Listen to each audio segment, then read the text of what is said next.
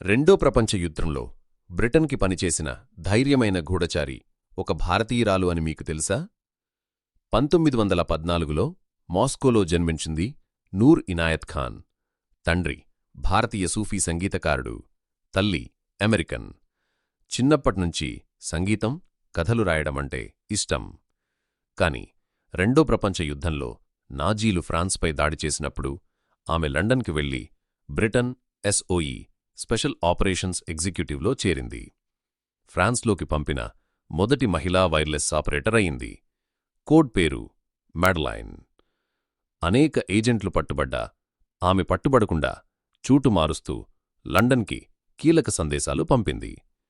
చివరికి గెస్టాపో చేతిలో పట్టుబడింది. ఎన్ని కష్టాలు పెట్టినా ఒక్క రహస్యం కూడా చెప్పలేదు. 1944లో డాచౌ క్యాంప్లో ఆమెను ఊరితీశారు.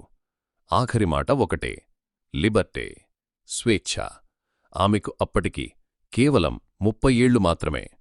కాని ఆమె ధైర్యానికి Britain George Cross, France Croix de Guerre అవార్డులు ఇచ్చాయి.